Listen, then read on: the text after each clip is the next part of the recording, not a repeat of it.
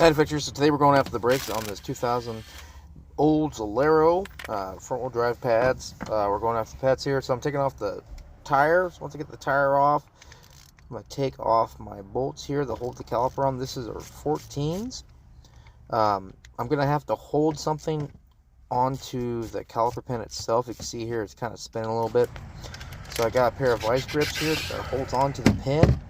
I'm not going to mess up the rubber, so I'm going to get on the metal part, and this allows me to unscrew the caliper, because these have different metals, so they like to corrode, plus there's Loctite on all the bolts. So we're going to get the bottom one here, use the same method, and then we got the pads off here, and this is why I'm taking it off, because there was nothing there. It was scraping a little bit, not so much that I ruined the rotor yet, but we're going to replace the rotors because they're dished and they got warped. Always make sure you check your slide pins, make sure they're nice and operating correctly. These ones are okay. I put a little bit of grease on them.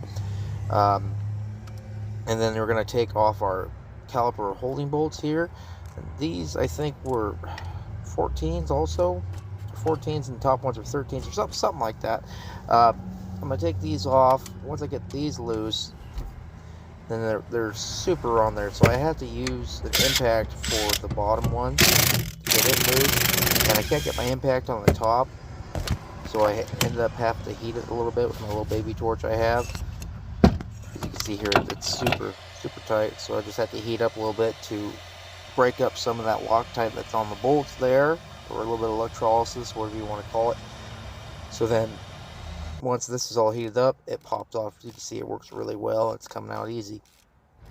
So now that we have the bolt out, you can see that there's a little bit of Loctite on there. It turns to like a ashy color. This is your caliper pads are. There you go, your rotor.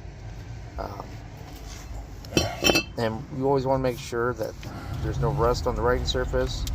And you want to make sure that you clean off your rotor here. You always have some packing grease on it from the factory when it ships overseas.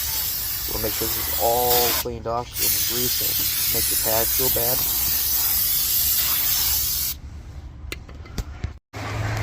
Now that you got that taken care of, you want to push your caliper back with a caliper pushback tool. And get this where it's nice and flush. So on these squeakers, it does matter which pad goes which. This matches up with this other pad here. The other side, and you can see the squeakers in a different location. That matters. So we got this in place, so we're going to put the other stuff in, put it back on. So I like putting my pads on when I mount my bracket stuff back on. So I'm going to torque these bottom bolts to the torque, and I believe they were 85 foot-pounds.